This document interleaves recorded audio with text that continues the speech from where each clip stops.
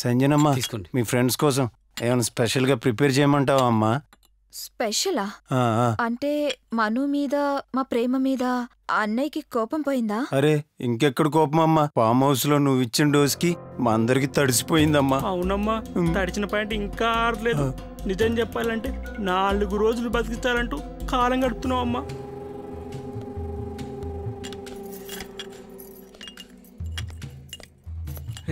అన్న వస్తుంది.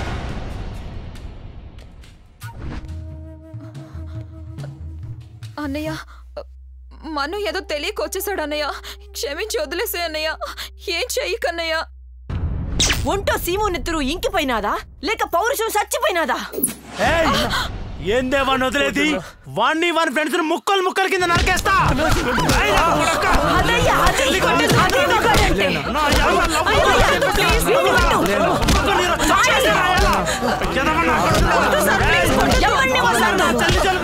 ఎంత ధైర్యం ఉంటే అది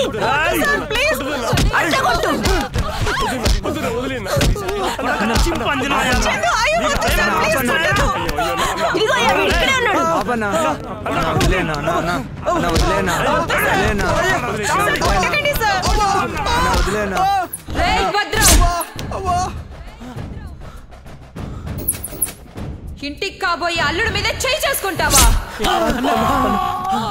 మర్యాదగా ఆయన కాలు పట్టుకుంటావా లేదా? అక్క నువ్వు అట్లా కోపం చేయకక్క. బావ కాలు పట్టుకోరు కదక్క, అంతే కదా. నేను పట్టిసక్క. బావ కాలు పట్టుకోన్నా, కాబోయే మొగుడే కదన్నా. ఇల్లన్నా క్షమించేమా బావా, క్షమించి బావా. సారీ, తప్పైపోయింది బావా. పర్లేదు పర్లేదు. భవానీ, వెళ్ళి అమ్మాయిని అలంకరించి తీసుకురా. ఏంటి ఇంకా ఇక్కడే ఉన్నావు? ఇద్దరం వెళ్ళి అలంకరించి తీసుకొద్దాం.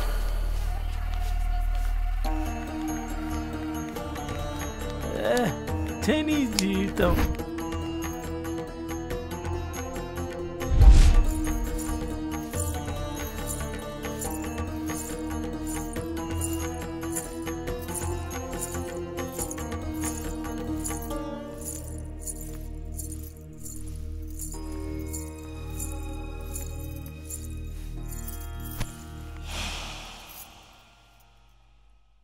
ఏంటి అందరూ సైలెంట్గా ఉన్నారు?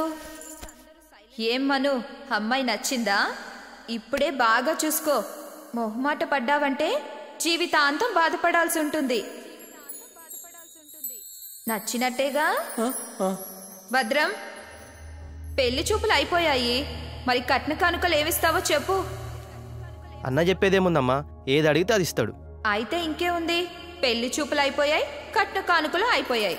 ఇక మిగిలింది పెళ్ళే. ఈ శుభ సందర్భంలో అబ్బాయి వాళ్ళకి ఏదన్నా గానా భజన పెట్టించు, లేదంటే మాట వస్తుంది. లేదమ్మా, మాట రాకుండా మంచి ప్రోగ్రాం పెట్టిస్తాం.